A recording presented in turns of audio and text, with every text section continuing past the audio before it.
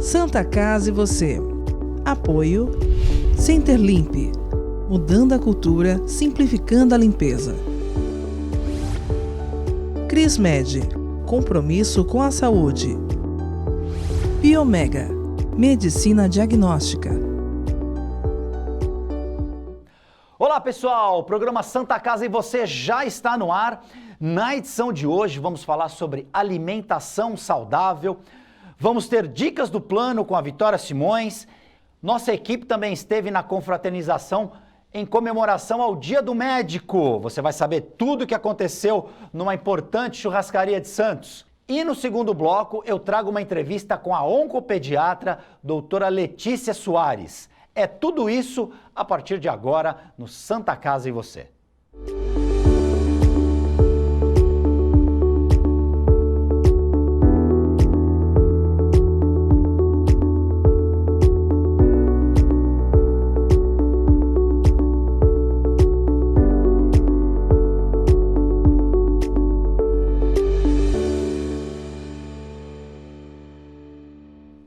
Santa Casa e você já está de volta. Vamos agora no nosso quadro médico falar com a nutricionista Angélica Crostia, que vai trazer dicas importantes para uma alimentação mais saudável. É com você, Angélica.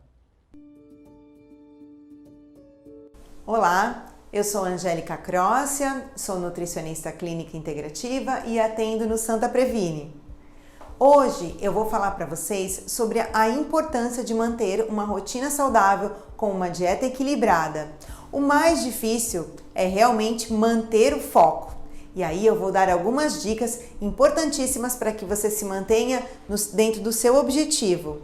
Primeiramente, você deve manter regularidade nas refeições, ou seja, realizar as principais refeições: café da manhã, almoço, lanche da tarde e jantar. Porque isso vai fazer com que você se mantenha saciado e bem alimentado, evitando buscar aquelas guloseimas.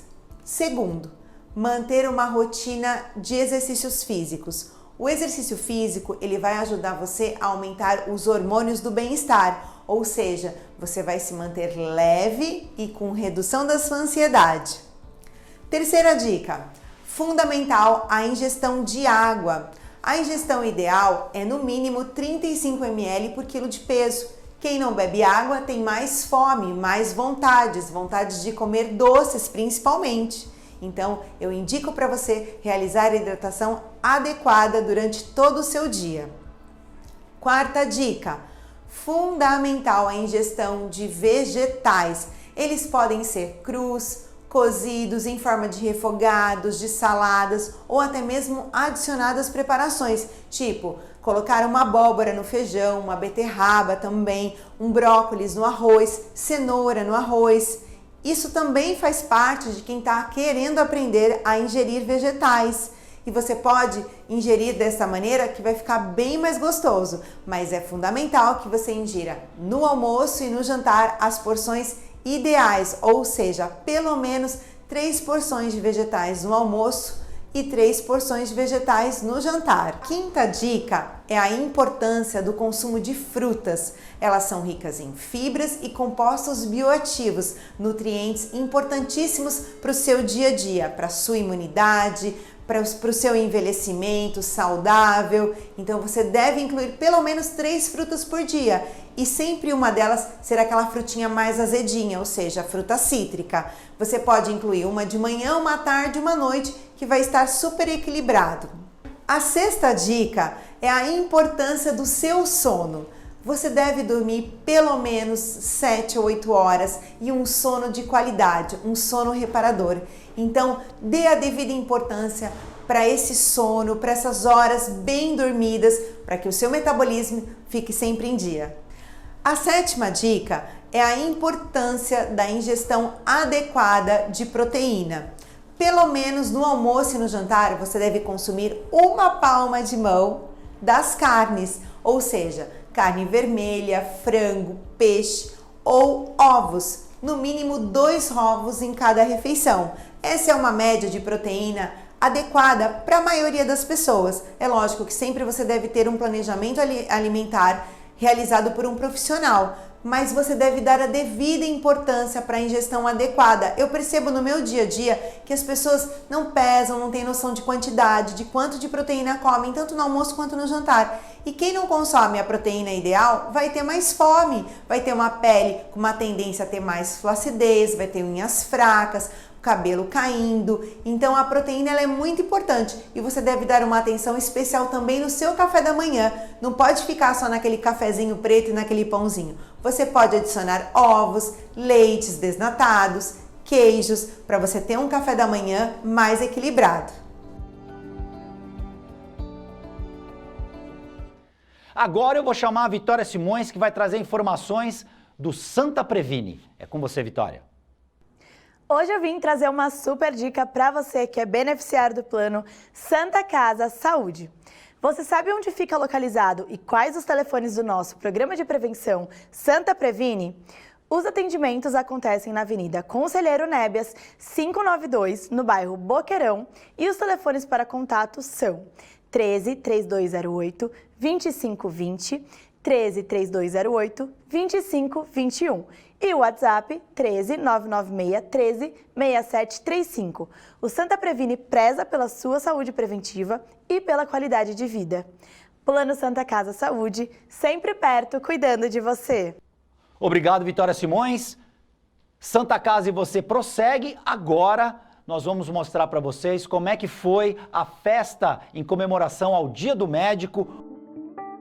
O jantar foi realizado na churrascaria Tertúlia, em Santos, e o presidente do Plano de Saúde, Augusto Capodicasa, mostrou números da evolução do plano na região. Ele agradeceu o empenho dos profissionais e estiveram também na comemoração, além do presidente Augusto Capodicasa, o vice-presidente Rafael Vita, o diretor administrativo e financeiro Paulo Viazovski, o diretor médico Helder Ribeiro, de Albuquerque Esteves, o consultor da diretoria Carlos Queiroz, gerente-geral Heloísa Rocha, o coordenador técnico Felipe Sacabe, a coordenadora de gestão de rede Patrícia Calhardo, gerente assistencial Simone Tedesco e o núcleo de monitoramento Paula Galhardo. Parabéns a todos os médicos que fazem parte do Plano Santa Saúde. Nós agradecemos a parceria diária. Santa Casa e você prossegue. Agora eu vou chamar a Vitória Simões, que tem dicas sobre cotação. Se você tem alguma dúvida, presta atenção nesse recado da Vitória Simões. Oi, hoje eu vim falar sobre saúde. Há quanto tempo você não faz o acompanhamento médico ou realiza exames de rotina? Aqui no Plano Santa Casa Saúde, a sua saúde é a nossa prioridade. Nós temos desde planos individuais até familiares e empresariais. Entre em contato conosco através do e-mail que vai estar aparecendo aqui embaixo ou escaneie o QR Code ao lado. Faça uma cotação conosco e venha cuidar da sua saúde. Plano Santa Casa Saúde, sempre perto, cuidando de você. Se você tem alguma dúvida a respeito do nosso plano, siga a dica da Vitória Simões.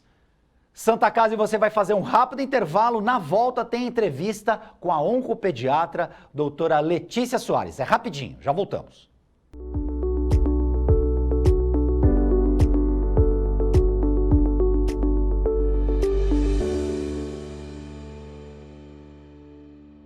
Já notou como as coisas passam rápido demais? E tudo bem, afinal evoluir é viver.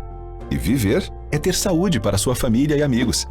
E pensando nisso, o Plano Santa Casa Saúde oferece o que há de melhor e mais moderno para curtir a sua vida. Um plano completo que pensa na prevenção, que conta com o maior e mais completo hospital da região, além de uma clínica de especialidades com ampla rede médica. Faça seu plano de vida. Faça seu Plano Santa Casa Saúde. É comum pensar em doação de sangue apenas em momentos críticos, quando a necessidade é sentida por amigos ou familiares. E se você precisasse de sangue? Uma única doação pode salvar vidas e um simples gesto pode gerar milhões de sorrisos. Então, por que não transformar esse gesto em um hábito?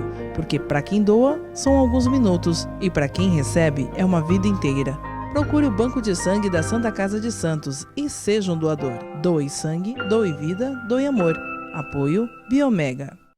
Talvez até dê para notar que eu não durmo bem há algum tempo. Mas apesar do trabalho e da rotina do dia a dia, eu não me esqueço de praticar o olho no olho, o cuidado, o respeito e o amor. E eu faço isso com a maior satisfação, porque eu tenho a missão mais bonita desse mundo: salvar vidas. Eu sou a Medicar. Muito mais do que um serviço de ambulâncias, sou um conjunto completo de soluções em saúde. Você pode contar comigo, em casa, por videochamada ou no consultório. Medicar.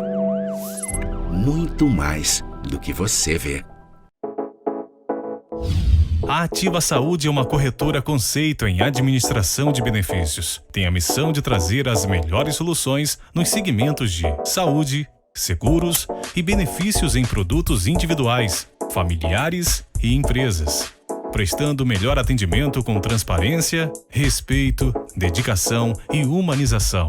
Avenida Senador Feijó, 686, loja 106, piso térreo Santos. Telefone 13-3232-1666. Nosso WhatsApp 13-99121-9947. Ou pelas nossas redes sociais. Ativa Saúde.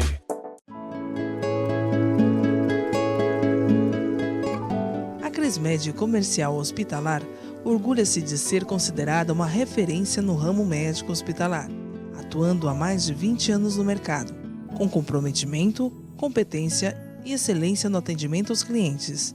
Crismed, compromisso com a saúde. Rua São Paulo, número 13, Vila Belmiro, Santos. Acesse o site www.crismed.com.br. A Centerlimp Santos. Há mais de 38 anos especializada em soluções de higiene e limpeza profissional. Estamos em todo o litoral paulista, trabalhando com os melhores produtos e marcas do mercado mundial, levando inovação e economia para nossos clientes. Avenida Conselheiro Nébias, 346, Santos.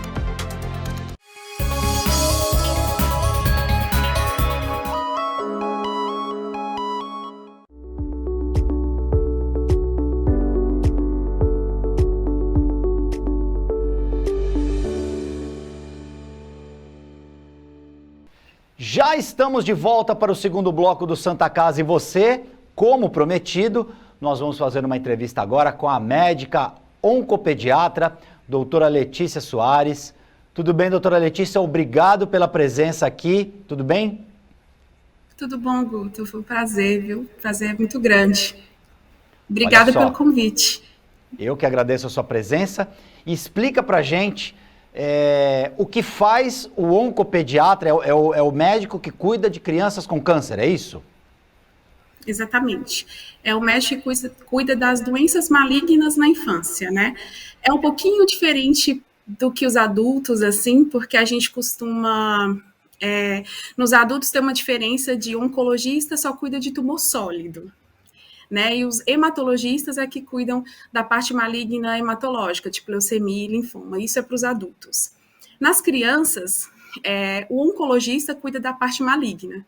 Então, o oncoinfantil, ele cuida de leucemias, de linfomas e de tumores sólidos que pode afetar a faixa etária pediátrica, que é imensa, né? Vai de 0 até 18 anos incompletos. Então, o oncologista, ele cuida da doença maligna na infância. E, doutora, explica pra gente, existe alguma semelhança do câncer infantil para o câncer do adulto? No câncer do adulto, a gente já entrevistei alguns médicos, alguns oncologistas que dizem, olha, é uma mistura do estilo de vida, da questão genética, e como é que funciona nas crianças? É completamente diferente. É uma das coisas que eu mais falo nas aulas, nas palestras, é que criança não é adulto pequeno. Câncer infantil é uma entidade completamente diferente de câncer de adulto. Tem uma origem histológica diferente, né? Uma origem mais comum de célula embrionária, diferente dos adultos que costumam ter cânceres de tecidos maduros, né? Já formados. Então, as crianças são pequenininhas, então o tecido é o tecido embrionário, né? A falha embrionária. As crianças não tiveram tempo de se expor aos fatores de risco ambiental, como é comum a gente ver em adulto. Então, o que aumenta o risco de câncer em adulto, além da predisposição genética, etc. Os fatores ambientais, então, ser tabagista, obesidade, a às vezes o encontro com alguns agentes virais, tipo o HPV, com a participação no câncer de útero, né? As crianças, elas não tiveram esse tempo. Então, esses fatores ambientais não têm tanta participação no câncer infantil. Nas crianças, é principalmente uma doença de cunho genético, mas não necessariamente hereditário, né? De genético, uma falha genética ali na própria formação, de quando a criança estava lá atrás sendo formada, uma fatalidade, uma coisinha genética que mais para frente pode vir a desenvolver o câncer na criança. Às vezes há crianças que até nascem com câncer, é realmente uma fatalidade, a gente não tem fatores de risco, e na maioria das vezes o que a gente chama é de causas desconhecidas, pode acontecer de maneira geral, nem qualquer, não existe uma predisposição normalmente, né, igual eu comento também nas aulas, às vezes, há síndromes genéticas de predisposição ao câncer, mas isso não é tão frequente, é mais incomum. O mais comum é que seja realmente uma fatalidade mesmo e não tem a ver com um fator externo. Então, não é culpa das famílias, não tem a ver com o que a criança comeu, não tem a ver com fator viral, né? A criança não teve esse tempo todo de vida para poder ter esses fatores associados. Então, é completamente diferente. Por isso que o oncoinfantil cuida e não o oncoadulto, né? Porque é uma doença completamente diferente e um organismo diferente. Criança é um organismo à parte, né? A anatomia da criança é diferente, o funcionamento do corpinho dela é diferente, então a doença vai ter um comportamento diferente também. E como que os pais, como que nós pais devemos ficar atentos? O que a gente deve prestar atenção para desconfiar de alguma coisa e já procurar a ajuda médica? A principal coisa que eu dou de dica é confiar nos seus instintos. Então, você está percebendo que alguma coisa não está indo bem, é muito importante procurar o pediatra. Essa é a coisa número 1. Confie no seu instinto. A família conhece a criança. Então, se ela percebe que a criança está um pouquinho diferente, é hora de procurar o pediatra, que é a minha segunda dica. Tenha um pediatra para chamar de seu. Um pediatra que conhece a criança. A gente acaba tendo uma cultura muito socorrista, muito pronto-socorrista. Então, qualquer coisa diferente que acontece com a criança, a gente corre no pronto-socorro para ser avaliado. Claro, existem casos que precisam ir ao pronto-socorro. Mas se há alguma coisa que você está notando que já está se instalando ali, é importante que o pediatra que conhece a criança avalie.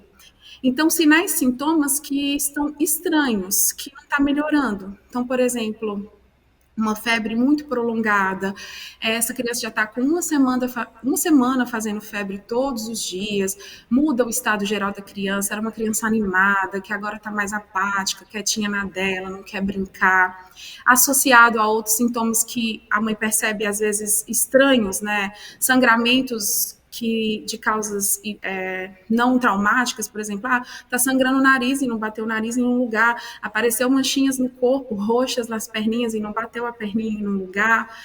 Isso associado às outras coisas, aumento do volume abdominal, criança que está com muita dor, que muda o estado geral, são todos sinais de alerta que os pais têm que procurar as famílias, tem que procurar o médico. Irritabilidade, dor de cabeça estranha, a criança que acorda com dor de cabeça, que vomita quando está com a dor de cabeça, e aí não está passando, já tomou remédio e não está melhorando. Então, uma coisa que vai se cronificando, que vai persistindo sem melhora, é sinal de que deve ser mais avaliada pelo pediatra, avaliada com carinho, né?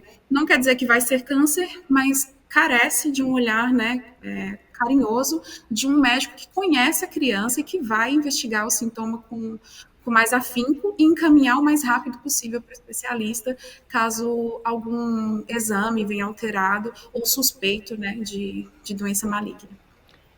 Essa febre, doutora, é uma febre alta, é aquela febrinha que passa um pouquinho só dos 37 graus, e ela é uma febre que ela persiste por quanto tempo? Ela é crônica? A criança passa a ter febre por um longo período e essa febre não cede por mais remédios que sejam dados? Geralmente, vai depender muito do câncer que a gente está pensando, né? A febre pode acontecer em diversos cânceres infantis. É mais frequente a gente falar de febre quando a gente está pensando em leucemias e linfomas. Mas, geralmente, é a entidade médica que a gente conhece como febre de origem determinada.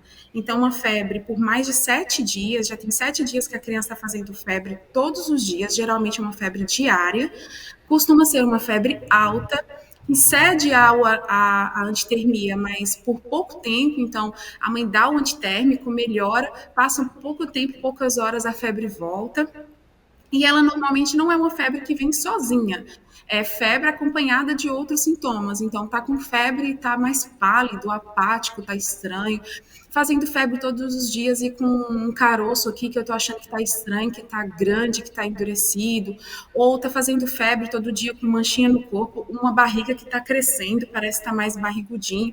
Então, normalmente não é só febre, não é febre sozinha. Até porque febre é o sintoma mais comum, né, que criança pode ter em relação a doenças infecciosas diversas, que são mais frequentes na infância do que câncer, né? Mas normalmente não é só a febre, é a febre associada aos outros sintomas, e essa febre mais crônica, né, que dura mais tempo, já foi até investigada, é muito comum, não, já investigou e já tomou antibiótico e não está passando, não está melhorando. Então essa febre é uma febre que carece de uma investigação também mais aprofundada. E dentro desse pensamento, doutora, as famílias têm que ficar atentas e têm que levar ao médico. Qual é o câncer mais frequente nas crianças que você costuma acompanhar? É o câncer linfático, é o câncer, enfim, leucemia. Um outro tipo, é leucemia? Leucemias. O mais frequente são os cânceres hematológicos, que são as leucemias e linfomas, o número 1, né? A malignidade hematológica mais frequente, é o meu maior número de atendimentos hoje, que representa aí quase 60% junto todas as leucemias e linfomas na infância, que aí até tangencia mais ou menos o que a gente conhece de adulto. Então, criança também pode ter leucemias linfoblásticas, leucemias mieloides, linfoma Hodgkin, não Hodgkin, só que de início agudo. Né? Nos adultos a gente fala muito mais de leucemia crônica do que nas crianças. Nas crianças, geralmente, a gente vê as leucemias agudas. Esse é o mais frequente.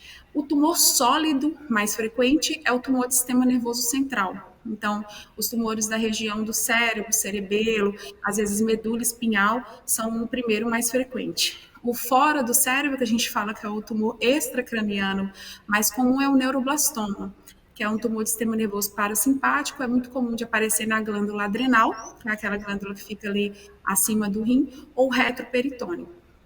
Então, esses são os mais comuns e a gente vê muito na prática. Na minha prática diária, realmente, o meu maior número de pacientes é leucemias, linfomas e tumor do sistema nervoso central, são os mais comuns. O caso da filha do Thiago Leifert é o extracraniano? É um retinoblastoma dela, é um outro tumor, né? É um tumor de retina, é o tumor, a doença maligna de retina mais frequente nas crianças aí de 0 até 5 anos de idade, muito, muito raro, né? Não é um tumor frequente de acontecer, é raro, mas é um outro câncer, né? As crianças podem ter câncer de tudo. O que eu chamo a atenção para os residentes quando eu estou dando aula pode ter, mas é porque a origem histológica é diferente. Então, criança pode ter câncer de próstata, por exemplo? Sim, pode ter câncer de próstata, mas o mais comum é que seja um rabdomiosarcoma de próstata. Então, a origem do câncer de próstata na criança é lá atrás, no tecido embrionário que forma a próstata. E não um carcinoma de próstata, como é no adulto, que já é um tecido adulto da próstata que faz o câncer. Então, todos os órgãos também podem ter, né? Mas de origem embrionária, normalmente. O tecido é um tecido mais jovem que dá origem ao câncer infantil. E vocês têm estudos se, por exemplo, nas crianças o câncer ele atinge mais meninos ou meninas, ou é igual? Varia de cada tipo, né? Há linfomas, por exemplo, que podem atingir mais meninos do que meninas, de cada um vai variar, se pode atingir mais menino ou menina.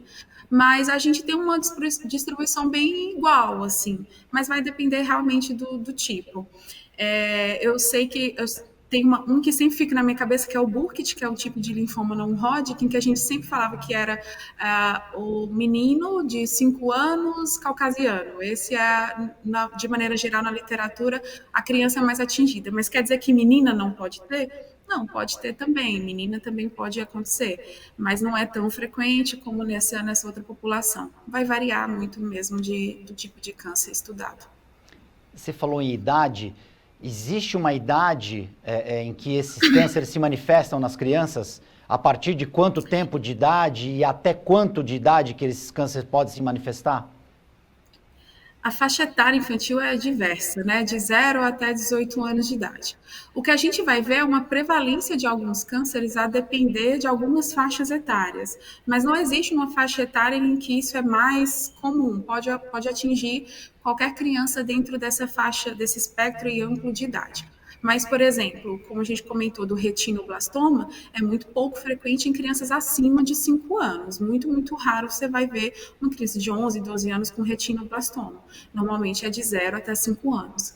Leucemias, por exemplo, a gente vai ter um pico aí, um número maior de crianças até 5 anos de idade, e depois um novo boom a partir da adolescência, que pode também acontecer leucemias. Tumores ósseos, por exemplo, também mais comum a partir da puberdade, crianças maiores, adolescentes, né, 12 anos, não é tão frequente nas crianças menores. Então, o que a gente vai ter é uma distribuição aí de prevalência de cada tipo de câncer por idade, mas pode acometer qualquer faixa etária aí do 0 aos 18 anos. Doutora, e como é que é a família? Porque além da criança que está com esse problema, existe a família dessa criança, né? Como é que é o trabalho do médico junto com as famílias? E eu acredito que sempre a primeira mensagem que vocês passam para os pais é que esse problema tem cura, tem altos índices de cura, não é isso? Sim, tem uma chance de cura muito grande. Câncer infantil, até 80% das crianças podem ficar curadas quanto mais cedo a gente diagnostica. Claro que isso também vai variar do tipo de câncer, avaliação de risco da criança, enfim, mas a gente tem uma grande chance de cura. As famílias adoecem juntos, né? Assim, é difícil dizer que não vai atingir a família, porque não tem como.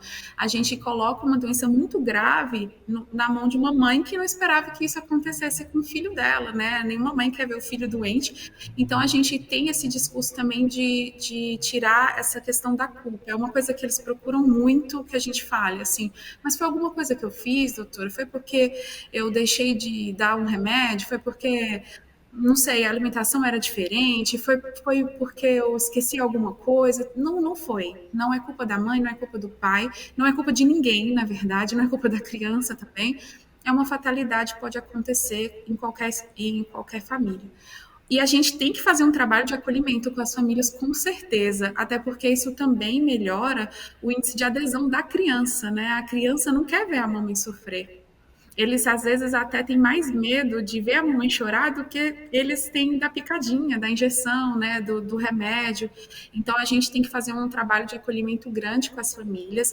Então, o oncopediatra, ele não trabalha sozinho, trabalha com a equipe multidisciplinar de acompanhamento com psicologia, com a equipe de humanização, assistente social, a própria equipe de enfermagem também que acolhe a família, porque a família realmente adoece junto, né, e a gente precisa cuidar da família também, que é cuidar de quem cuida da criança, né? Para ajudar a criança a atravessar isso, a família tem que estar firme também. Mas o índice de cura é grande e a gente oferece o nosso melhor e garante para a família que a gente está fazendo o nosso melhor, que a gente está fazendo tudo que existe e que é possível fazer para a criança ficar bem. Agora fala pra gente como é que é você, como ser humano, tratar de crianças com câncer, porque você fala das famílias, a gente fala... Quando é com criança, a gente fica com o coração muito mais apertado.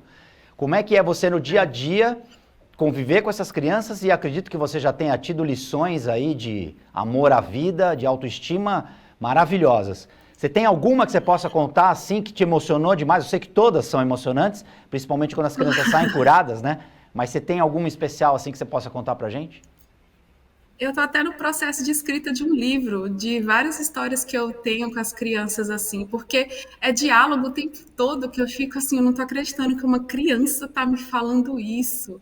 É muita coisa impressionante, assim, que transforma a minha vida de uma maneira absurda todos os dias.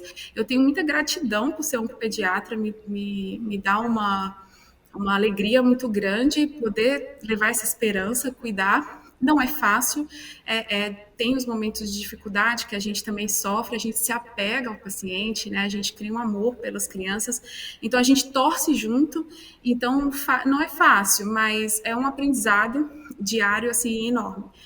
Tem uma história de quando eu decidi conhecer um pediatra, que é uma das histórias que eu escrevi no livro, que o dia que eu decidi, a primeira criança com câncer que eu fui avaliar, foi num estágio optativo de oncologia infantil que eu fiz durante a residência da pediatria. E aí falaram, examina a criança para você ver como é, né? Os chefes acompanhando. E aí eu fui examinar e fui brincar com a criança. A tia vai escutar o coração, tá bom? Aí ela fez, sim. Aí eu falei, o coração é aqui? Aí apontei para a barriga. Aí ela fez que não. Aí e o coração é aqui? E coloquei no coração. Aí ela fez que não também. Aí eu falei, então onde é o coração? Aí ela mostrou para a mãe, apontou a mamãe que estava do lado. E aquele dia, na hora que ela fez isso, eu falei, eu quero ser oncopediatra. É isso que eu quero para a minha vida. Então, eu me emociono sempre, todos os dias, e eu luto com elas, a gente sofre também quando a gente perde, a gente fica feliz quando ganha, quando vira e fala, acabou, é isso, terminou o tratamento. É um alívio junto, a gente tem um amor incondicional, as crianças transformam a minha vida todos os dias. Olha só, a gente já tá chorando aqui. Vamos aguardar com... é verdade. Vamos aguardar com extrema ansiedade esse livro. Quando estiver pronto, vem aqui no programa que a gente vai divulgar, a gente vai falar com certeza desse teu trabalho. Letícia, doutora Letícia, muito obrigado. E o programa está à disposição, as portas estão abertas para a gente poder falar sempre de prevenção e de todo tipo de doença, porque para toda doença há cura. Muito obrigado, viu, doutora? Eu que agradeço, Guto, pessoal da TV Santa Casa, obrigada pela oportunidade. Pode deixar que a gente vai falar bastante ainda sobre câncer infantil e isso transforma também a possibilidade de cura das crianças. Isso que vocês estão fazendo, falar de câncer infantil, divulgar, falar sobre a doença que existe, que tem que procurar o pediatra, transforma a vida das crianças também e dá a elas uma chance maior de ficar curado. Então, obrigada mesmo, de verdade. Eu que agradeço principalmente a sua audiência, telespectador. Santa Casa e você fica por aqui. Nós voltamos na próxima edição.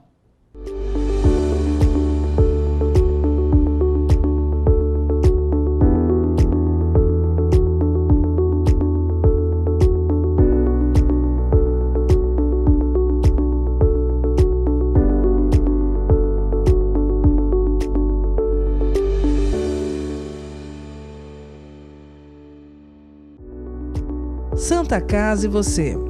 Apoio Centerlimp, mudando a cultura, simplificando a limpeza. Crismed, compromisso com a saúde. Biomega, medicina diagnóstica.